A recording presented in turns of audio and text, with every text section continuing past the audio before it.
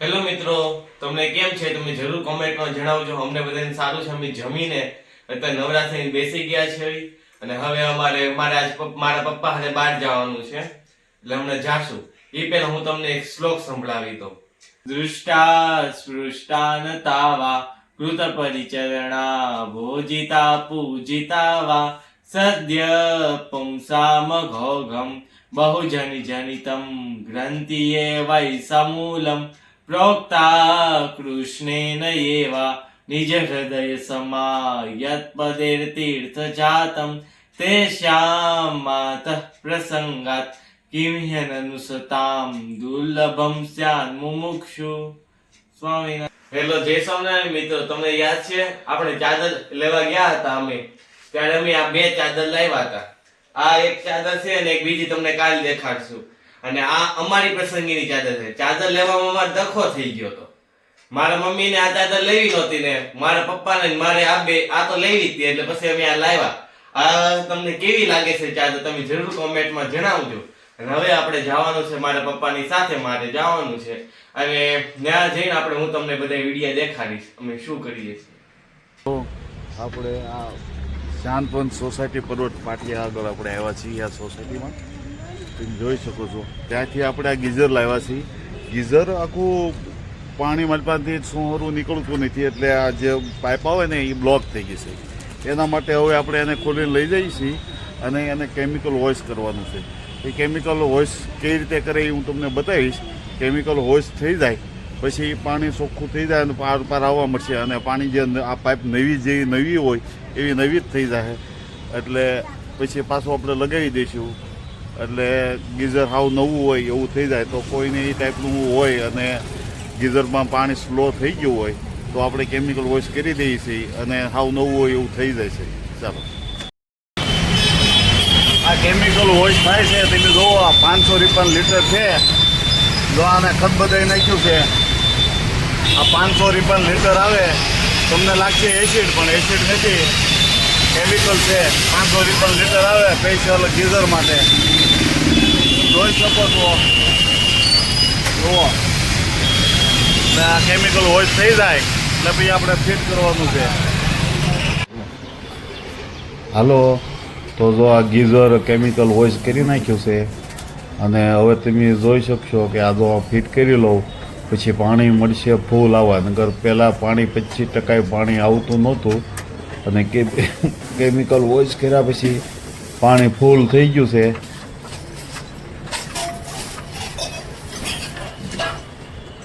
તો તમે જોઈ શકો છો કે પાણી કેટલું બધું ફૂલ થઈ ગયું છે.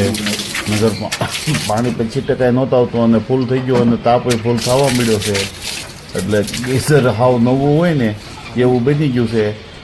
તો ચાલુ થઈ ગયું છે એટલે આપણું કામ હવે પૂરું.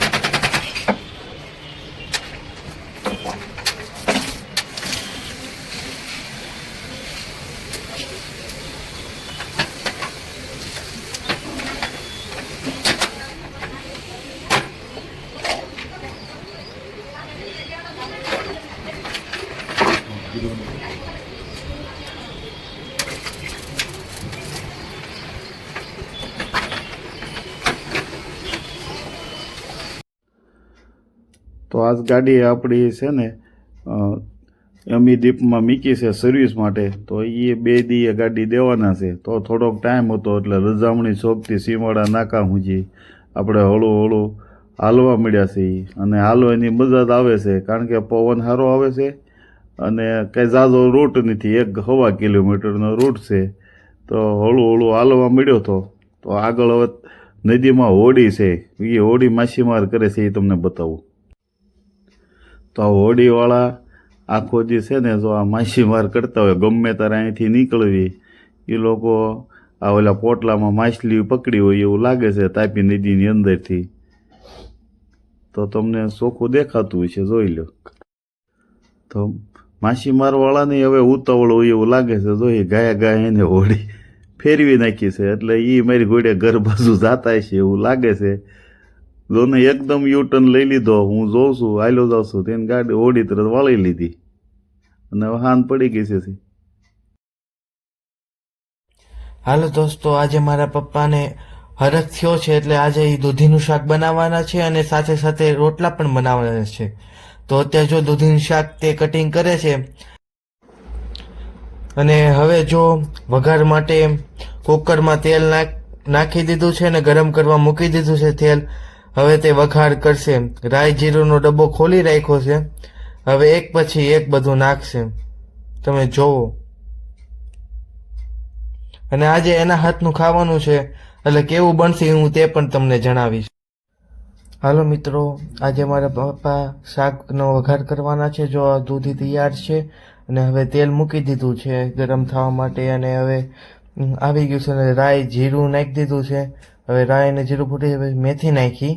હવે મેથી નાખ્યા પછી હળદર નાખે છે. હળદર નાખીને ડાયરેક્ટ દૂધીનો વઘાર દૂધી નાખી દે છે અને પછી હલાવે છે.